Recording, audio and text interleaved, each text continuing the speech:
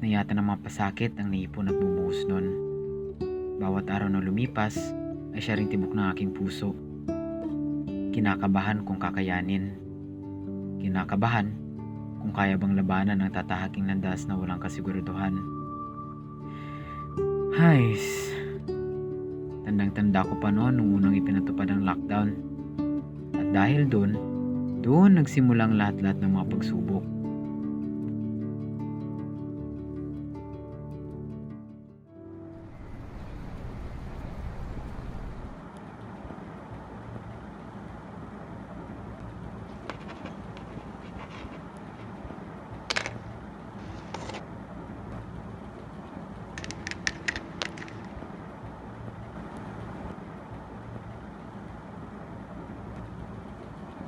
Epektibo na simula kahapon ang Executive Order No. 52 na ipinalabas ni South Cotabato Governor Reynaldo Tamayo Jr. na nagpapalawig sa pagsasailalim sa probinsya sa Modified General Community Quarantine at nagpapatupad ng border lockdown sa provincial boundaries ng South Cotabato hanggang Setyembre 15, 2020. Ang pagpapatupad ng border lockdown ayon kay Governor Tamayo ay dahil sa pagtaas ng kaso ng COVID-19 at banta ng local transmission.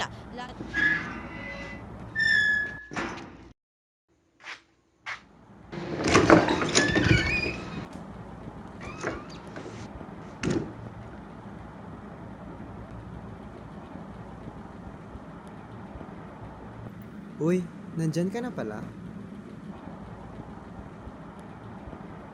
Nabalitaan mo na ba yung yung nangyayari?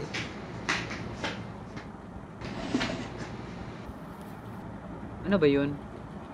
Yung nagkaroon na dito ng lockdown, dumarami na kasi yung kaso dito sa Pinas. Oh, talaga ba? Ito nga tignan mo. Ay oo nga no, paano na yung klase nyo? Yun nga, pansamantalang ititigil. Naku, ano na bang nangyayari sa mundo ngayon? On Monday, March 29, 2021. 20.7% ang positivity rate o porsyento ng mga Sa provincial nagpo-positibo boundaries ng sa mga South tinatawag Cotabato hanggang Setyembre 15, 2020. Ang pagpapatupad SEQ in Mega Manila.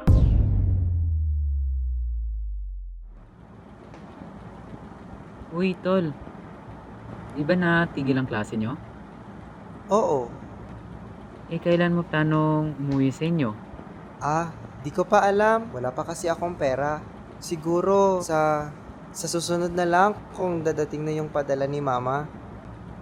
Ganun ba? Ako na lang munang bahala sa'yo, pare. Salamat ha. Walang anuman, magkaibigan naman tayo eh.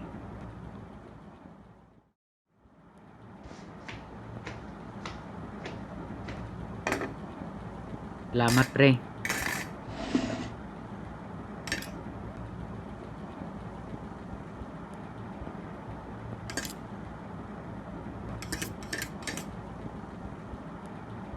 Tol, pwede ba ako mag-apply doon sa tinatrabahuan mo? Parang nahihiya na kasi ako. Wala naman akong ginagawa. Naku, pre. Wag na. Nakakapagtrabaho naman ako eh. Ako bahala sa'yo. Sige, ikaw bahala.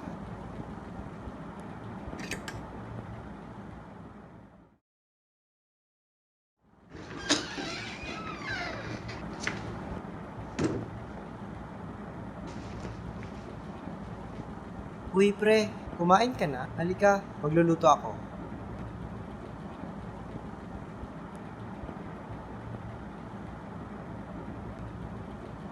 Uy, anong nangyayari sa'yo? Wala, pare. Sasabihin sana ako. Ano yun? Ang dami-dami na nga problema, dadagdag ka pa? Bad trip. Bakit? Natanggal ako sa trabaho. Ha? Bakit? Kailangan kasi magbawas ng mga trabahante sa kumpanya namin. At isa ako sa natanggal. Paano yan ngayon? Di bale, ako na lang maghanap ng solusyon.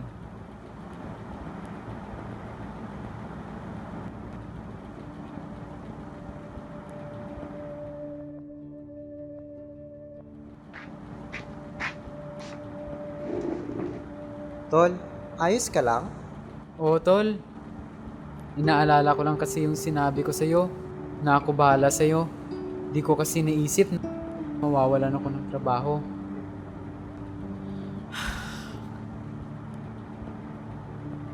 Paano kaya natin ito malalampasan, Tol? Pasensya na talaga. Sus, huwag ka mag-alala. Alam ko namang may Diyos na tutulong sa atin. Tsaka, di naman kita pababayaan dito na mag-isa. Sana umuwi ka na lang. Di ba? Nawalan ka nga ng trabaho. E di sana mag-isa ka ngayon dito. Baka mabaliw ka.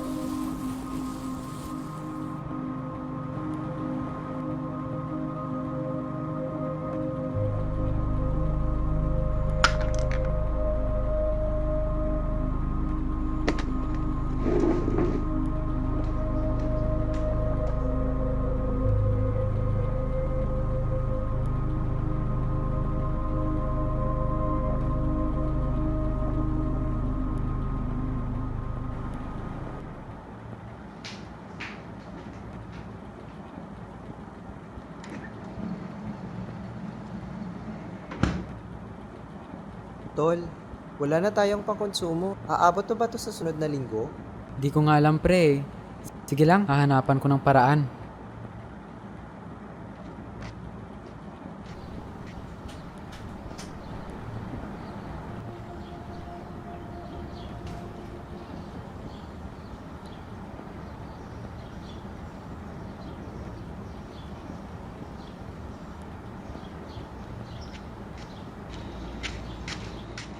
Ma'am, saan pwede makakakuha niyan?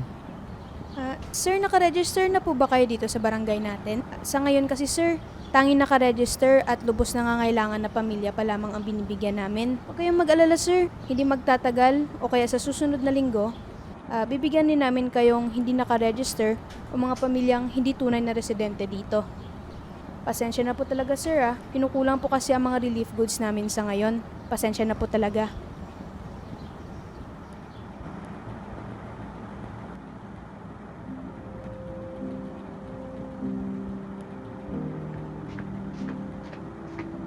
Tao po? Tao po? Randy, Dre! Naku po, nandyan si Ma'am Jen. Sandali lang po.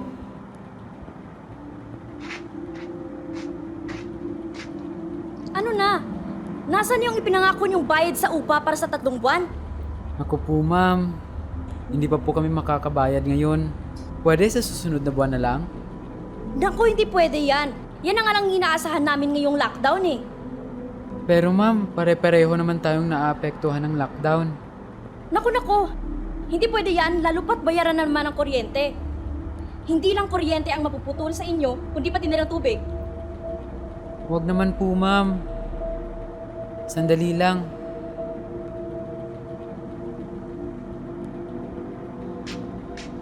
Ito po. Ito na lang natitirang pera namin. Kunin nyo na lang po. Eto lang?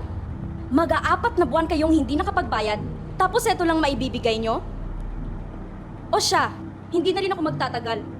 Bahala kayo, mapuputulan kayo dahil kulang na kulang ang binigay nyo.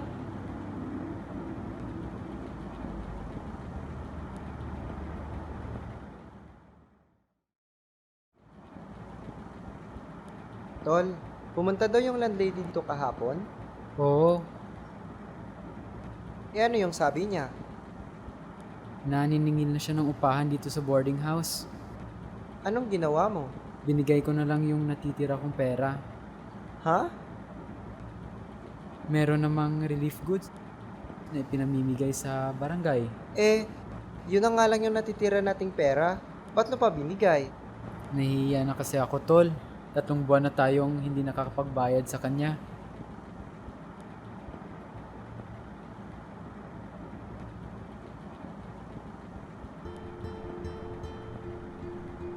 Lubos akong nagsisisi dahil sa ipinangako ko sa iyo. Nang dahil sa hindi inaasahang mga pangyayari, nagkagulo-gulo na ang lahat.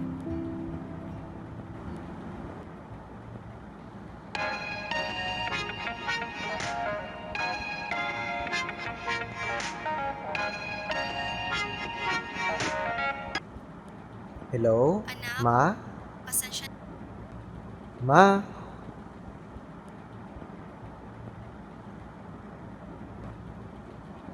Ay, lobat.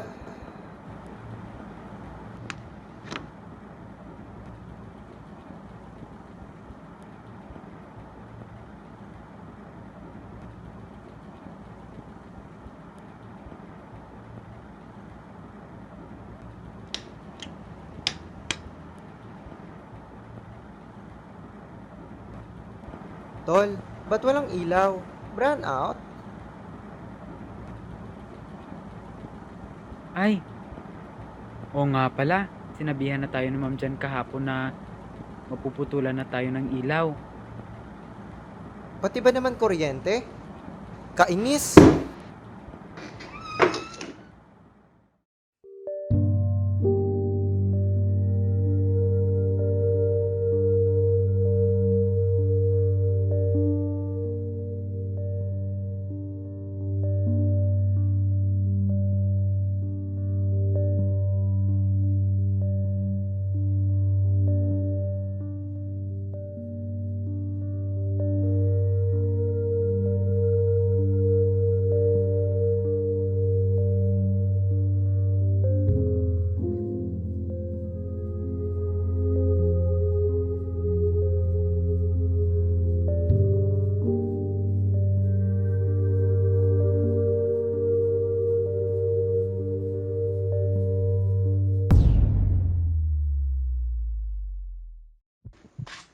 Dre? Dre?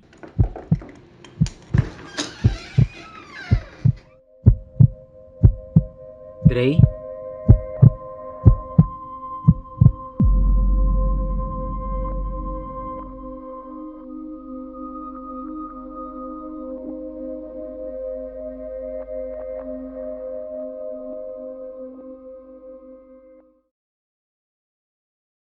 Hindi ko talaga makakalimutan ang mga pagsubok